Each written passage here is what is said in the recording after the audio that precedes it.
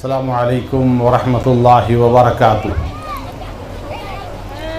الحمدللہ رب العالمین وبہ نستعین والصلاة والسلام علی سید المرسلین وعلی آلہ واصحابہ واہل بیتہ وسلم اجمعین، اما بعد۔ اعوذ باللہ من الشیطان الرجیم، بسم اللہ الرحمن الرحیم۔ وقال الرسول یا ربی ان قوم اتخذوا هذا القرآن مہجورا۔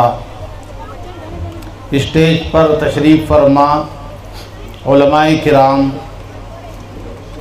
جماعت اور جمعیت کے عمائدین و معززین و حاضرین و حاضرات و عزیز طلباء و اساتذہ مدرسہ دارالسلام لتحفیظ القرآن ہرپن حلی و ذمہ داران مدرسہ، آج مجھے اس مدرسے کی صدارت کی جو ذمہ داری دی گئی،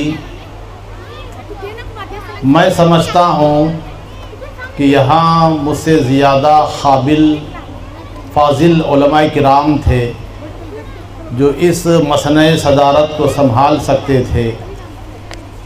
دراصل یہ مسئلہ صدارت جو ہے ایک بڑی ذمہ داری کا کام ہوتا ہے، اور اس میں اس کے کچھ تقاضے ہوتے ہیں، اور یہاں کہتے ہوئے بھی بہت سنبھل کر کہنا پڑتا ہے۔ بعض مرتبہ ہوتا یہ ہے کہ مشوروں کا بھی غلط مفہوم نکالا جاتا ہے، لیکن میں جس بات کی طرف توجہ دلانا چاہتا ہوں ہمارے بھائیوں کی، اس وقت میں نے بہت کچھ سوچ رکھا تھا کہ ادارے والوں کو کچھ مشورے دیے جائیں، اساتذہ کو کچھ مشورے دیے جائیں۔ یہ اللہ کا شکر ہے کہ مجھ سے پہلے مقرر مولانا عبدالصبور صاحب مدنی عمری مدنی حفظہ اللہ، استاذ جامعہ دارالسلام عمر آباد نے میری ذمہ داری کو کچھ ہلکا اور کم کر دیا، اور آپ نے اساتذہ کو بڑی مفید اور پھر ذمہ داران مدرسہ کو بہت مفید مشوروں سے نوازا۔ آج بھی شعبہ تحفیظ کے بہت سے مدارس میں طلباء کو زد و کوب کیا جاتا ہے، اور ان کے ساتھ بے رحمی کا معاملہ کیا جاتا ہے۔ میرا حال خود یہ تھا کہ میرا داخلہ سب سے پہلے شعبہ تحفیظ میں ہوا۔ اللہ بہتر جانتا ہے، استاذ کا نام لیے بغیر میں کہتا ہوں وہ اللہ کو پیارے ہو چکے ہیں۔ انہوں نے اپنے استاذ سے مار کھایا، اور پھر اس کے بعد انہوں نے جیسے کچھ تعلیم حاصل کیا تھا، انہوں نے یہی سمجھا کہ طریقہ تعلیم یہی ہے، اور پھر انہوں نے اتنا مجھ کو مارا، اور ہمارے جو بڑے طلباء تھے وہ تازی چھڑیاں اور لکڑیاں کار خیر اور کار نیک سمجھ کر لاتے اور استاد کو پہنچایا کرتے تھے، اور اس پر ان کو شاباشی بھی ملا کرتی تھی۔ نتیجہ یہ ہوا کہ 3 ماہ کے بعد میں نے مدرسہ چھوڑ دیا، اور پھر میں جا کر قبرستان میں پناہ لیتا تھا۔ سچ کہہ رہا ہوں، میں قبرستان میں پناہ لیتا تھا۔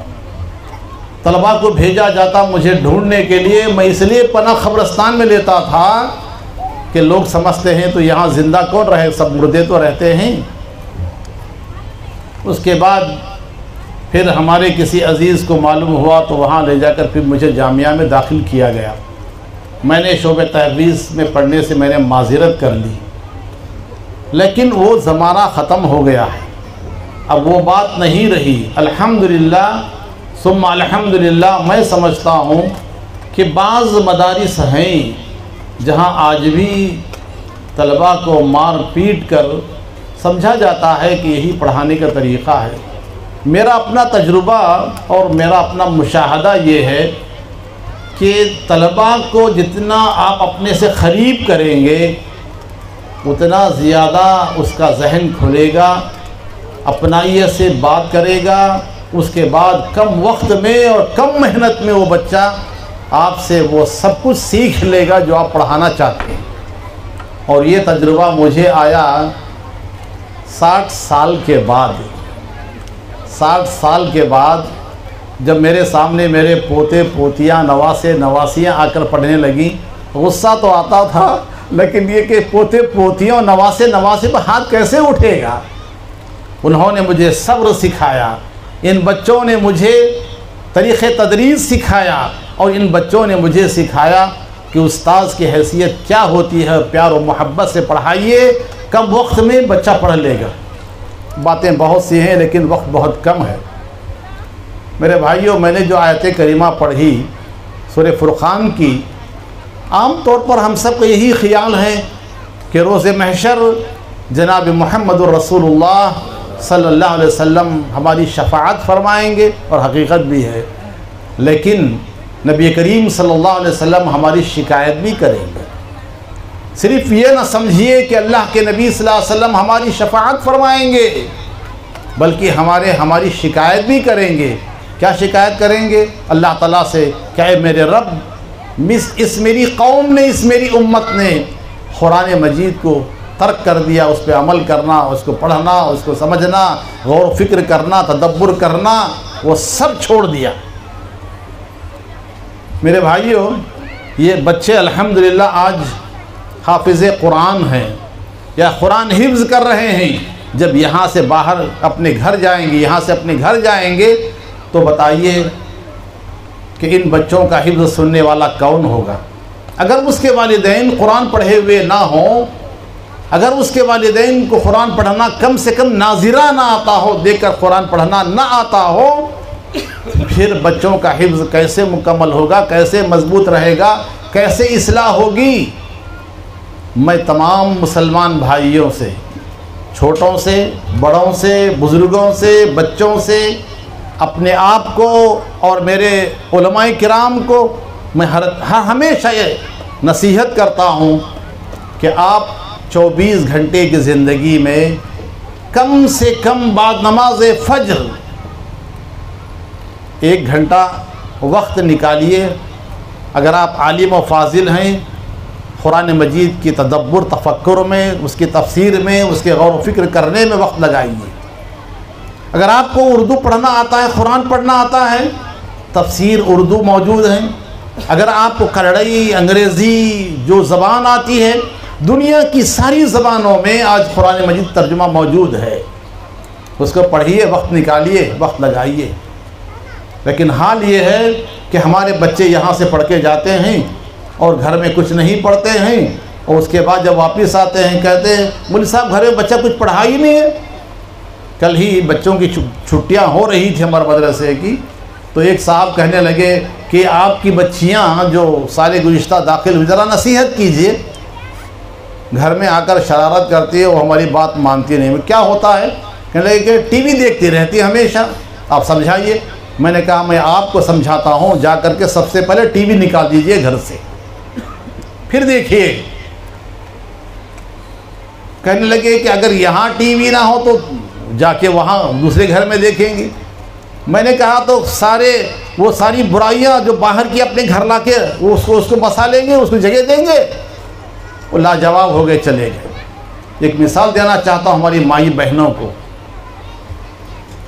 میں نے دیکھا لاک ڈاؤن کے درمیان میں ایک عالمہ کو جو جامعہ محمدیہ مالیگاؤں کی فارغ تھیں، وہ حاملہ تھیں، ان کے 3 بچے تھے، اتفاق سے تینوں حفظ کر رہے تھے۔ لاک ڈاؤن تھا، لیکن ماں کا حال یہ تھا کہ ابھی آخری دن ولادت کا جو تھا، آخری دن جانے سے چند گھنٹے پہلے تک وہ اپنے بچوں کو قرآن سن رہی تھی۔ آپریشن سے ان کے بچے کی ولادت ہوئی، واپس آ کر کے تیسرے دن پھر بچوں کو لے کر بیٹھنے لگی۔ وہ سوئی رہتی تھی، وہ قرآن مجید واٹس ایپ وہ موبائل میں لے کر سنتی تھی اور بچے سنا رہے تھے۔ اپنے سے قریب تھے، نام لینا نہیں چاہتا۔ میں نے دیکھا کہ لاک ڈاؤن کے درمیان میں ان 11 مہینوں میں انہوں نے اپنے بچوں کے 11 پارے حفظ کروائے۔ سبحان اللہ، 2 بچوں کی اتنا مضبوط ان کا حفظ، یہاں بیٹھ کر کے بچے مدینے کو سنا رہے تھے اور مدینے کے قاری وہاں سے سن رہے تھے، اور پھر اس کو انعام بھی ملا۔ یہ کب ہوگا؟ بچوں کا حفظ مکمل اور مضبوط اور صحیح کب ہوگا؟ جب ہمارے والدین قرآن پڑھے ہوئے ہوں۔ ہمارا حال یہ ہے، قرآن پڑھے ہوئے لوگ رمضان آتا ہے تو کبھی قرآن کھول لیتے ہیں۔ میں نے دیکھا ہے کہ واٹس ایپ میں استاد نے، ایک کالج کے استاد نے کہا آپ ایسا کریں، طلباء سے کہا کہ ہم نے ایک لائبریری کا افتتاح کیا ہے، اوپن کیا ہے، قائم کیا ہے، آپ کے گھر میں جو کتابیں پڑھی ہوئی ہیں اس کا مطالعہ وغیرہ نہیں ہوتا ہے، وہ ساری کتابیں لا کر کے ہماری لائبریری میں وقف کر دیں۔ دوسرے دن تقریباً اس کلاس کے جو 50 بچے تھے، 45 بچوں نے کتاب لا کر پیش کی۔ استاد نے دیکھا تو 45 کتابیں سب قرآن مجید تھیں۔ آج ہمارے گھروں میں قرآن مجید کا یہ حال ہے، قرآن سمجھتے نہیں ہیں، قرآن پڑھتے نہیں ہیں، قرآن کا ترجمہ سیکھتے نہیں ہیں، اور ہمارے علماء کرام نے بھی یہ کہہ کر کے قرآن کا سمجھنا آسان نہیں ہے، امت کو قرآن مجید سے دور کر دیا ہے۔ ضعیف، منکر، موضوع، حکایات کی کتابیں ہاتھوں میں دے دی ہیں، اور امت کار ثواب، کار خیر اور یہ نیکی سمجھ کر صبح شام اس کی تلاوت کر رہی ہے، اور قرآن مجید تعلق سے یہ ذہن میں بات بٹھا دی گئی ہے کہ قرآن کو سمجھنا آسان نہیں ہے، جبکہ یہ سب سے بڑا جھوٹ ہے، سب سے بڑا جھوٹ ہے۔ وَلَقَدْ يَسَّرْنَا الْقُرْآنَ لِلذِّكْرِ فَهَلْ مِن مُدَّكِرٍ، قرآن کو آسان کر دیا ہے، اللہ فرماتے ہیں، اللہ کا اعلان ہے کہ ہم نے قرآن کو آسان کر دیا ہے کوئی تم میں سے اس سے نصیحت حاصل کرنے والا، اس کو یاد کرنے والا، اس کو حفظ کرنے والا، اس میں غور و فکر کرنے والا، تدبر کرنے والا، تفکر کرنے والا ہے؟ اللہ تعالیٰ فرماتا ہے۔ ابھی ہمارے سابق مقرر نے فرمایا کہ ایک محترمہ تھیں، ایک صاحب گئے رمضان پڑھانے کے لیے، عالم تھے، حافظ نہیں تھے، مولانا میر ابراہیم سیال کوٹی رحمہ اللہ کی والدہ ایک مجلس میں گئیں، عقیقے کی مجلس تھی، رات واپس آئیں تو رونے لگی کہ اماں کیوں رو رہی ہیں؟ پوچھا مولانا اماں کیوں رو رہی ہیں؟ کہنے لگے بیٹا فلاں نے کہا، فلاں عورت نے کہا، میری فلاں سہیلی نے کہا، فلاں نے کہا کہ میرا بچہ فلاں مسجد میں قرآن سنائے گا، میرا بچہ فلاں مسجد میں قرآن سنائے گا، لیکن آپ حافظ تو نہیں ہیں۔ تو مجھے افسوس ہوا کہ میرا بچہ بھی اگر حافظ ہوتا۔ مولانا ابراہیم سیال کوٹی کہنے لگے اماں آپ دعا کریں، امی آپ دعا فرمائیں، آپ کا بچہ ابراہیم قرآن ضرور سنائے گا۔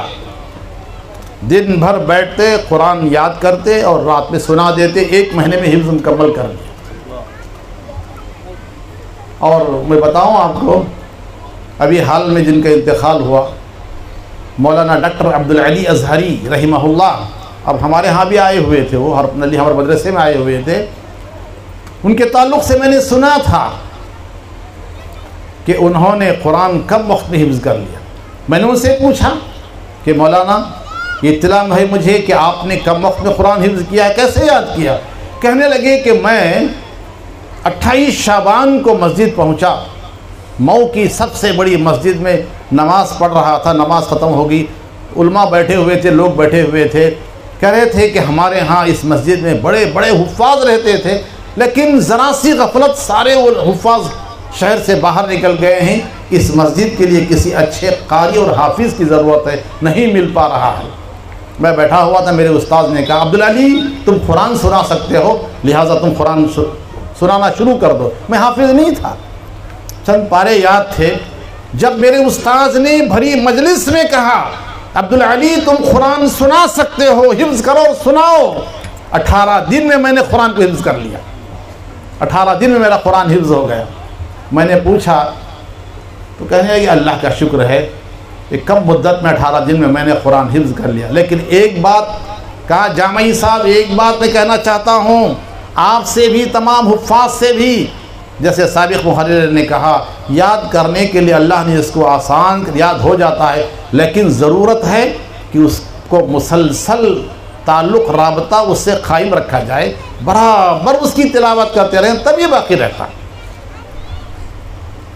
تو میں اگرچہ کہ میں نے حفاظت قرآن کے لیے آج فجر کی نماز کے بعد سے بیٹھ کر کے 9 بجے تک کئی کتابوں کا مطالعہ کر کے سب لے کر آیا تھا، اب وقت ہمارے پاس نہیں ہے، لیکن جب وقت زیادہ ہو جائے اور لوگ نماز اللہ کی عبادت کے ساتھ ساتھ اور دیگر ضروریات کا خیال ہوتا، پریشان بھی ہو جاتے ہیں۔ بات مختصر کرتے ہوئے میں یہ کہنا چاہتا ہوں، طلباء سے بھی، آپ تمام حضرات سے بھی، اور میں اپنے آپ کو نصیحت کرنا چاہتا ہوں، اور میں سب سے پہلے اپنے آپ کو پابند بنانا چاہتا ہوں۔ ہماری زندگی اور ہمارے صبح و شام کے 24 گھنٹے میں کم سے کم 1 گھنٹہ، پونا گھنٹہ، آدھ گھنٹہ قرآن کی تلاوت کے لیے، قرآن کے حفظ کے لیے، قرآن کو سمجھنے کے لیے، قرآن کو پڑھنے کے لیے آپ ضرور وقت کریں۔ ہمارا رابطہ جو ہو گیا ہے واٹس ایپ سے، موبائل سے، شاید ہم اتنا وقت ہماری بیگمات کو بھی نہیں دے پاتے جتنا وقت ہم دے رہے ہیں موبائل کے لیے۔ کتنا ظلم ہم کر رہے ہیں ہماری بیویوں، ہماری بیگمات، ہمارے ازواج مطہرات پر۔ کتنوں کے تعلقات ٹوٹ گئے اور رشتوں میں دراڑ آ گئی، نفرتیں، عداوتیں، دشمنیاں پیدا ہو گئیں، اور اس کے ذریعے سے ادھر سے ادھر، ادھر سے ادھر پتہ نہیں کیا کچھ ہو گیا۔ یہ سب بلائیں اور مصیبتیں، آپ جائیے، غیروں کا نہیں کہتا، عام مسلمانوں کا نہیں کہتا، دیندار نوجوانوں کا حال یہ ہے، جب دیکھیے ان کے ہاتھوں میں بس یہ ہے، بس چلتے رہتا ہے۔ کاش ان کے ہاتھوں پر، ان انگلیوں پر اللہ کا ذکر ہوتا، ان کی زبانوں پر قرآن کی تلاوت ہوتی، اور ان کا تعلق اللہ کے کلام سے ہوتا۔ اگر ہم نے یہ نہیں کیا تو اس بات کے لیے تیار رہیں، قیامت کے دن کہیں ایسا نہ ہو کہ جناب محمد الرسول اللہ صلی اللہ علیہ وسلم ہماری شکایت کے لیے کھڑے ہوں، ہمارے خلاف مقدمہ دائر کریں اللہ کے دربار میں۔ یہاں مدرسے دارالسلام لتحفیظ القرآن کا قیام ہوا ہے۔ مدرسہ چلانا کوئی آسان کام نہیں ہے۔ دنیا کے مشکل کاموں میں سے اگر کوئی مشکل کام ہے، اپنے نفس پر، اپنے جذبات پر، اپنے احساسات پر پتھر کی سل رکھ کر کے جو کام کیا جا سکتا ہے، وہ کام ہے لوگوں کے پاس جا کر دوسروں کے لیے ہاتھ پھیلانا۔ وہ حضرات جنہوں نے زندگی میں کبھی اپنے لیے کسی سے 1 پیسہ نہیں مانگا، روکھا سوکھا کھا کر جنازے پر اڑائے جانے والے کپڑے کا لباس پہن کر انہوں نے امامت کی، خطابت کی اور قوم کی خدمت کی، ایسے حضرات مدرسوں کے لیے جا کر لوگوں کے سامنے ہاتھ پھیلاتے ہیں، کیا سوچ کر کہ اس امت کا تعلق اللہ کے بندوں کا تعلق اللہ سے ہو جائے، ان کے اندر تعلیم عام ہو جائے، ان کے اندر دینی تعلیم کا شعور پیدا ہو جائے۔ مدرسوں کا قیام کوئی آسان کام نہیں ہے۔ جن حضرات نے اس مدرسے کے قیام کا ارادہ کیا ہے، ہمت کی ہے، انہوں نے کوئی معمولی کام نہیں کیا ہے۔ پہاڑ کو اپنے جگہ پر سے ہٹا دینا یہ آسان کام ہے، پہاڑ کو ڈھا کر کے ریزہ ریزہ کر دینا بہت آسان کام ہے، لیکن ایک مدرسے کو لے کر چلنا یہ سب سے بڑا مشکل کام ہے۔ کیا بتائیں، میں بھی ایک مدرسے کا ذمہ دار ہوں۔ ہر کوئی آنے والا درخواست لے کر آتا ہے، مولوی صاحب یہ آدمی غریب ہے، یہ بچہ غریب ہے، اس کی فیس میں ذرا معاف کر دیجیے۔ جو حضرات فیس میں کمی کی درخواست کرتے ہیں ان حضرات کا حال یہ ہے، یہاں 2000، 2500، 5000 سالانہ دینے کے لیے آ کر کے کمی، وہ ایک عید میں اپنے بچوں کے لیے 10,000 کا جوڑا خریدتے ہیں، 5000 کا جوڑا خریدتے ہیں اور یہاں رعایت مانگتے ہیں۔ اپنے بچے اور بچیوں کی شادیوں کا حال یہ ہے، ناموری کے لیے، ناکوچی رکھنے کے لیے لاکھوں روپیہ خرچ کرتے ہیں۔ یہ غریب ہے، یہ مسلمان غریب ہے۔ اس غریب کی شادی کا حال یہ ہے، بیٹی کے نکاح میں، بیٹے کے ولیمہ میں بریانی کے ساتھ مرغ کباب بھی چاہیے، 4 قسم کی میٹھے بھی چاہیے، اور پھر اس کے اوپر ٹھنڈے مشروبات بھی چاہیے، بوتل پانی کی بوتلیں چاہیے، اور پھر کھلا پلا کر کے دوسرے دن جا کر پوچھتے ہیں ہماری دعوت کیسی رہی، لوگوں سے داد حاصل کرتے ہیں۔ اور ان لوگوں کا حال یہ ہے کہ یہاں آ کر مدارس میں سب غریب ہو جاتے ہیں، امام صاحب کی تنخواہ دینے میں، مدرس کی تنخواہ دینے میں، مؤذن کی تنخواہ دینے میں کہتے ہیں کہ غریب جماعت ہے۔ ان کے گھروں کے سنوارنے میں جا کے دیکھیے کہ ان کے گھروں کے اندر کیا کیا تعیش کے سامان، وہ وسائل ہیں، کیا کیا سامان جڑے ہوئے ہیں۔ حضرات، آخری بات بتا کر میں اپنی اس خطاب کو ختم کر دیتا ہوں۔ یہ قوم، یہ امت، یہ ملت اسلامیہ قیامت تک اس پستی سے اوپر نہیں اٹھے گی جب تک کہ اپنی اولاد کی تعلیم کے لیے وہ ویسے ہی پیسہ خرچ نہیں کرے گی جیسے اپنی گھریلو تقریبات پر خرچ کرتی ہے۔ سب سے اولیت، سب سے اہمیت تعلیم پر ہونی چاہیے۔ تعلیم پہ خرچ کیجئے، تعلیم کو دیجئے، تعلیم۔ آپ بھوکے رہیے، بچوں کو پڑھائیے۔ آپ اپنے بچے کو جو کچھ بنائیے، سب سے پہلے اس کو ایک مسلمان بنائیے۔ اگر آپ نے بچے کو مسلمان بنایا، بڑے ہونے کے بعد قرآن پڑھایا، قرآن کی تعلیم دی، مدرسوں میں پڑھایا، بڑے ہونے کے بعد یہ بچے آپ کے فرمانبردار ہوں گے، آپ کے مقام کو پہنچیں گے، پہچانیں گے، اور آپ کے مقام کو جانیں گے۔ آپ کے بڑھاپے میں جب آپ کو مدد کی ضرورت ہوگی، اس وقت وہ آپ کے ہوں گے، آپ کی خدمت پر لگے رہیں گے۔ اگر آپ نے یہ نہیں کیا تو پھر انتظار کر رہا ہے بزرگوں کا گھر، انتظار کر رہا ہے اولڈ ایج ہوم، کہ وہاں آپ کو باعزت طریقے سے پہنچا دیا جائے گا، اور میاں بیوی سکون سے رہیں گے، کہیں گے کہ بس یہی ان کا مقام ہے۔ آپ نے سمجھایا نہیں، دکھایا ہی نہیں اپنے دین کیا ہے، دین میں ماں باپ کا مقام کیا ہے، اسلام میں مقام کیا ہے۔ اس ادارے کے ذمہ داران کو میں مبارکبادی دیتا ہوں، دل کی گہرائیوں سے مبارکبادی، دعائیں، نیک خواہشات، نیک تمنائیں میری ساتھ ہیں۔ ادارے کھلیں، سرکار سے تو کچھ ملنے والا نہیں ہے، جو کچھ کے لینا ہے آپ حضرات سے لینا ہے، اور آپ حضرات بھی اتنے بے شعور نہیں ہیں کہ جس کو چاہیں اپنا مال اٹھا کے دے دیں، جہاں ضرورت ہے آپ وہیں دیتے ہیں۔ اللہ تعالیٰ سے میں دعا کرتا ہوں کہ اللہ تعالیٰ اس ادارے کو ترقی عطا فرمائے، اللہ تعالیٰ اس ادارے کے ذمہ داران کو، اس کے اساتذہ کو اجر سے نوازے، اللہ تعالیٰ ان کے علم میں، ان کے مال میں، ان کی تجارت میں، ان کی زندگیوں میں خیر و برکت عطا فرمائے۔ صلی اللہ علی النبی وآخر دعوانا الحمد للہ رب العالمین۔